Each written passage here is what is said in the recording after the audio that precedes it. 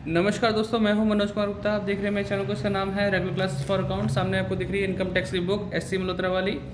Chapter चल रहा है कैपिटल गेन और क्वेश्चन नंबर चलेगा 11। उससे पहले क्वेश्चन कर चुके हैं बच्चे खुद से, तो आप चाहें तो खुद भी कर सकते हैं। पुरानी वाली प्लेलिस्ट को देख के समझ के तब भी कर सकते हैं। थोड़ा बहुत चेंजेस करना होगा आपको इंडेक्स नंबर में, तो हो जाएगा वो आपका। अभी हम करेंगे क्वेश्चन नंबर 11 का सोल्यूशन। मतलब पहले पढ़ लेते हैं क्वेश्चन को। और यहाँ पर नया रूल अप्लाई होने वाला है।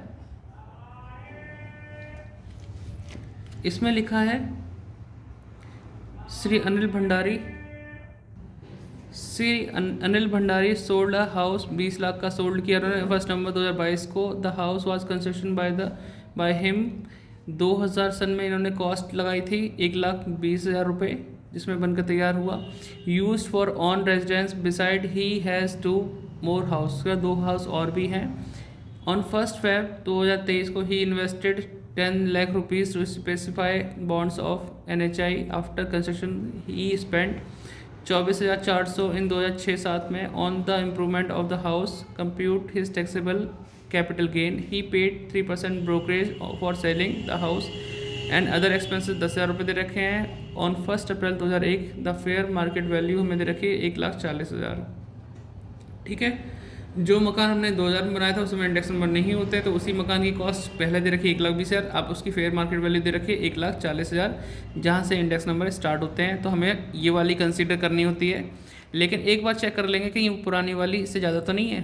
तो पुरानी वाली ज़्यादा नहीं है, तो मतलब हमें यही कंसीडर करके चलना है, जिसको हम 100 से डिवाइड करेंगे, 100 इंडेक्स नंबर से, और 331 से मल्टीप्लाई कर लेंगे। अब बात की है NHI बॉन्ड में इन्वेस्टमेंट करने की। तो NHI बॉन्ड में इन्वेस्टमेंट करने पर हम सेक्शन लेते हैं एग्जेम्पशन अंडर सेक्शन 54 EC। ठीक है।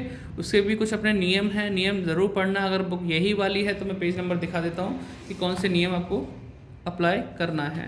तो ये 54B है फ़िलहाल। तो अगर कंपल्सरी एक्विजिशन की बात करें 54D आता है, जो कि हमारा यहाँ है। अगर आपने पुरानी वीडियो में देखा हो तो वहाँ पे 54D के बारे में एक्सप्लेन किया गया पूरा। फिलहाल हम बात करते हैं 54 EC। ये लिखा ना, यहाँ दिख रहा होगा 54 EC। तो इसमें कुछ खास बात मैं बता देता हूँ। देखो, आप पूरा यह देख लो, स्क्रीनशॉट ले लो, घर पे पढ़ लेना। लेकिन मेन खास बात यह है कि आप कोई भी, इसमें लिखा where assessee transfer long term capital assets.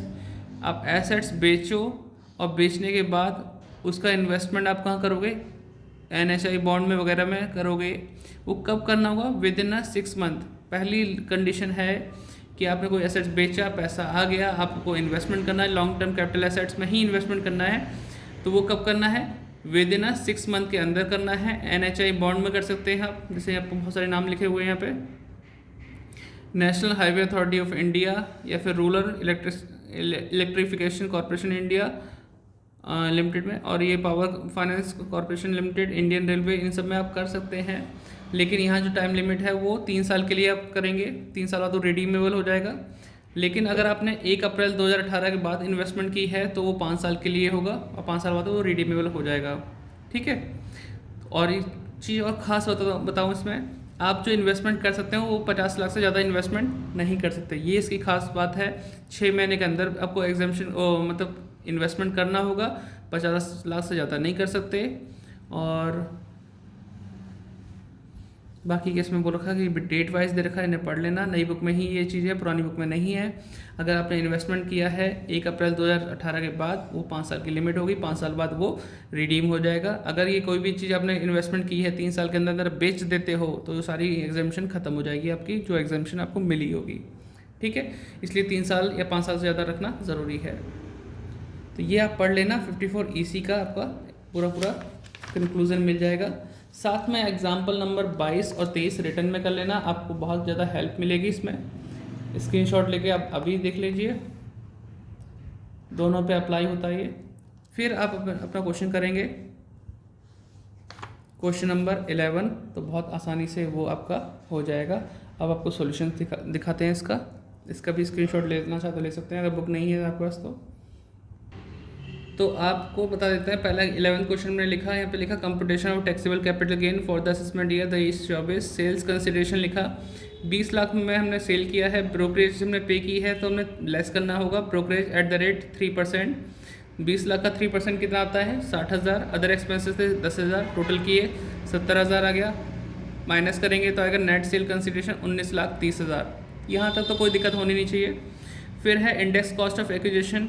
हमने ये मकान 1 अप्रैल 2001 के हिसाब से देखा तो वैल्यू थी 1,40,000, 100 से डिवाइड किया, 331 से मल्टीप्लाई किया, आज के टाइम में कीमत निकल के आई है 4,63,400 रुपये। कुछ हमने मरम्मत भी कराई थी, मरम्मत कराई 24,400 रुपये की, और कौन से साल में कराई थी 2006-7 में। उस समय इंडेक्स नंबर चलते हैं 122 से डिवाइड 331 से मल्टीप्लाई, तो कीमत आ गई 66,200। ठीक है, पुरानी वीडियो से सीख सकते हो, बस वहाँ पे 331 से मल्टीप्लाई करना होगा, बाकी तो लगभग सेम होगा। दोनों को प्लस किया, ये अमाउंट आई 5,29,600। नेट सेल था 19,30,000, तो हमारा बैलेंस बचा जो कि लॉन्ग टर्म कैपिटल गेन हो सकता है 14,04,000 रुपये।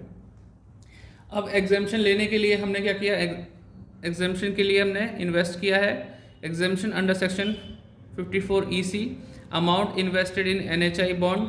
तुम ध्यान देना बच्चों कि जिस दिन मैं सेल की है उससे 6 महीने के अंदर ये इन्वेस्टमेंट हुई या नहीं हुई, ये जरूर चेक करना। डेट के बारे में, डेट मैं आपको पढ़ के बता देता हूँ कि हमने सेल किया था 1 नवंबर 2022 को, इन्वेस्टमेंट किया है 1 फरवरी 2023 को। नवंबर और फरवरी के बीच में 6 महीने से कम का ही डिस्टेंस है, तो 6 महीने के अंदर इन्वेस्टमेंट कर दी। 50 लाख से ज़्यादा नहीं कर सकते, तो हमने 50 लाख के अंदर करी है। ठीक है, इन्वेस्टमेंट, तो हमारा आंसर आया 4,04,000 रुपये लॉन्ग टर्म कैपिटल गेन। क्योंकि रूल्स और रेगुलेशन अगर पढ़ लोगे तो आगे ज़्यादा फायदे में रहोगे। अधूरा ज्ञान खतरनाक होता है, सबको पता है, तो आप इसे नोट डाउन कर लो, स्क्रीनशॉट लो और नोट डाउन कर लो। मिलते हैं नेक्स्ट वीडियो में।